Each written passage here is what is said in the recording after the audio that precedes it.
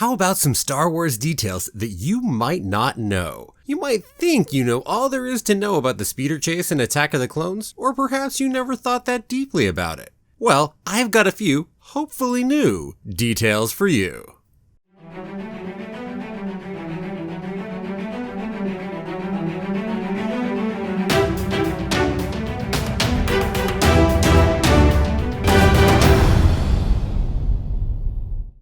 Well, hello there! My name's Jeremy and welcome back to Freeform Disney, where I talk about all aspects of Disney, from the animated movies to the theme parks to Star Wars, Marvel, and Pixar, and the TV shows, and everything else in between. And that is why it's Freeform. And keep coming back every day for new daily content. If you're not subscribed yet, don't forget to hit that subscribe button. Now on to today's topic, 5 interesting things you might not know about the speeder chase in Attack of the Clones. I've got my finger on the pulse of what Star Wars fans really want to know right now. And it's not about the rise of Skywalker or the Mandalorian or Clone Wars. No, it's not any of those. It's the speeder chase in Attack of the Clones. Number 1. Let's talk speeders.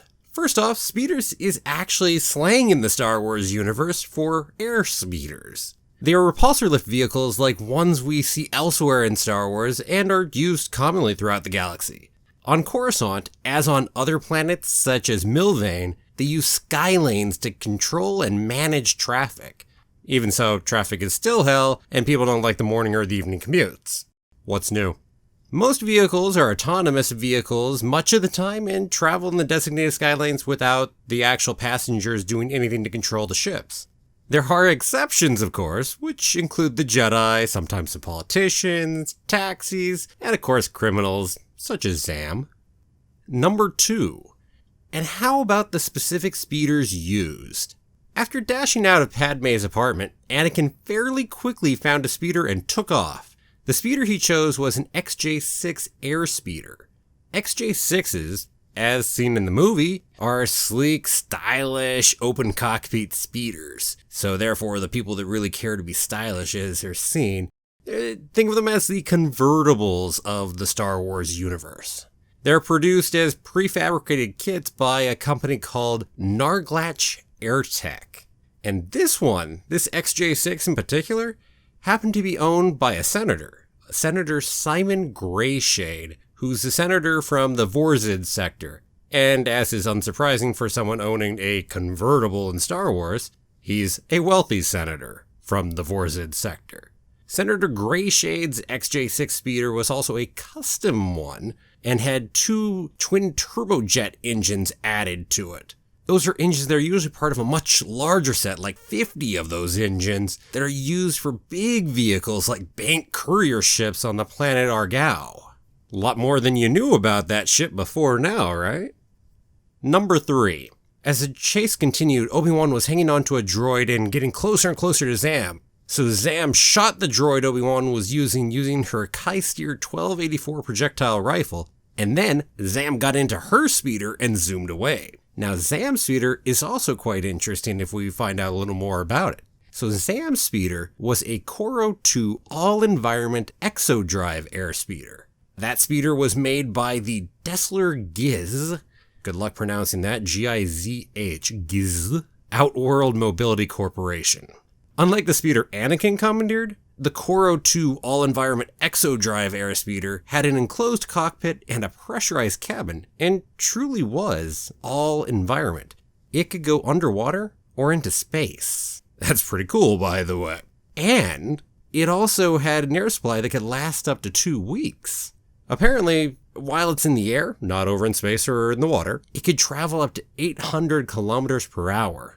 Or for my fellow Americans, that's about 500 miles per hour. It achieved this by ionizing the air in front of it, using those big mandibles on the front, and therefore it electrified the airstream, which then kind of pulled itself forward and faster through the air. Pretty neat.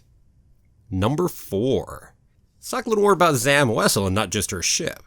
So Zam Wessell was a bounty hunter who tried twice to kill Padmé during Attack of the Clones.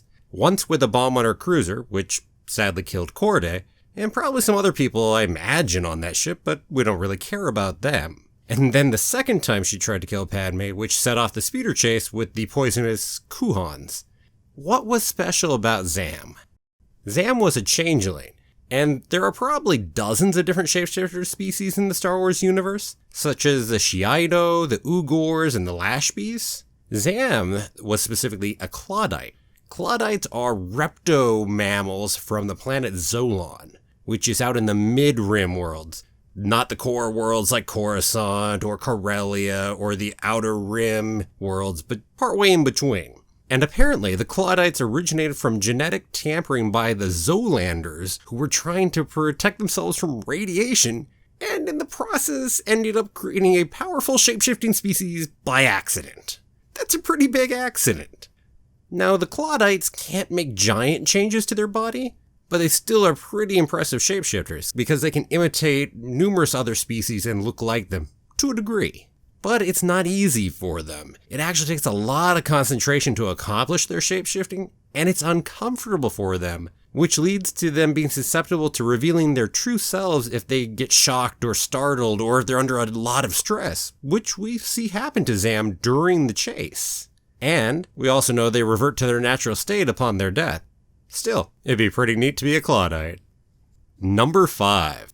Power couplings. Essentially, you can think of them as similar to power lines for us, but there's more to them than that. They're also called energy binders, and we saw them in The Phantom Menace as they are used to hold the engines of some of the ships together. Famously, the power couplings fail on Ben Quadinaro's ship, and his engines fly off, some of them explode, and some of them just disappear off into the distance.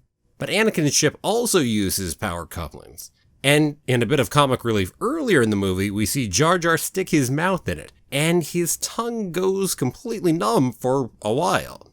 But why do our Jedi make it through it just fine? Why did it seemingly neither affect them nor their ship?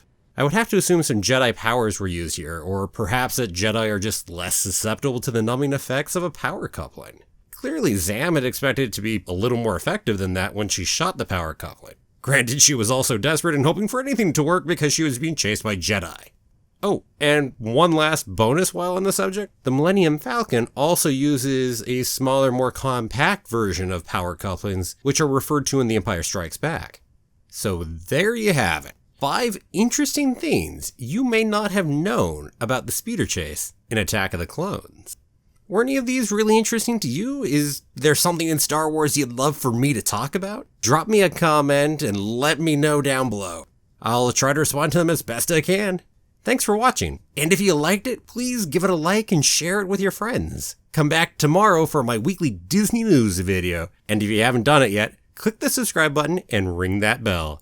Have a magical day, and may the Force be with you. Always.